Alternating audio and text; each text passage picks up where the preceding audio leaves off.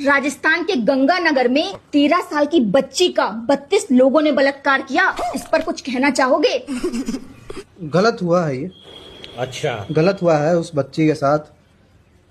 और मोदी जी क्या कहते हैं? बेटी बचाओ बेटी पढ़ाओ।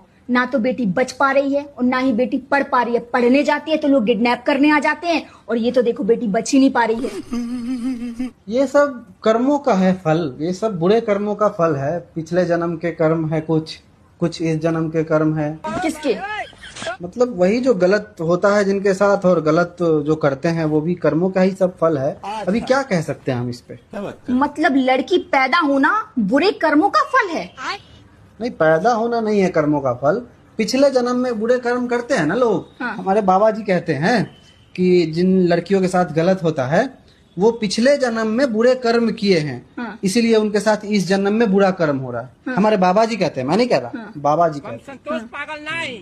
अभी तो मैं भी अगर 10 बजे रात को बाहर निकल जाऊंगी ना तो मेरे साथ भी कांड हो जाएगा। तो मतलब मैंने बुरे कर्म किए हैं, और मैं घर में रहूंगी तो कोई कांड नहीं होगा। तो वो अच्छा कर्म है तुम्हारा कि तुम घर में रह रही हो। तो अच्छा कर्म करो, घर में रहो ना, काहे जाना है बाहर?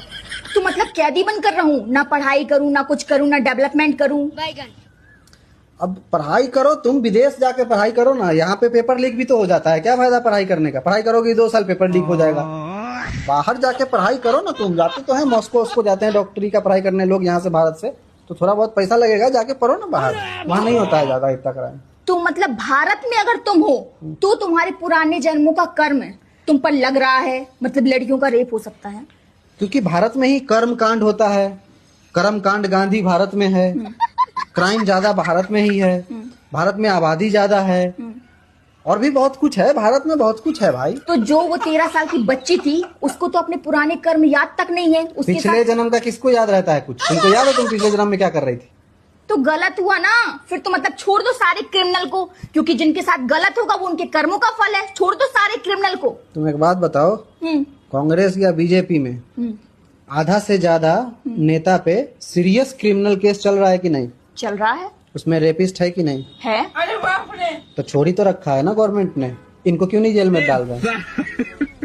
छोड़ ही रखा है सबको, क्रिमिनल को, तभी तो कांड होते हैं। मतलब हमारी सरकार ही क्रिमिनल है, हमारी सरकार ही रेपिस्ट है। हमारी सरकार जब ऐसी है तो फिर हमारे साथ तो ये होना निश्चित है।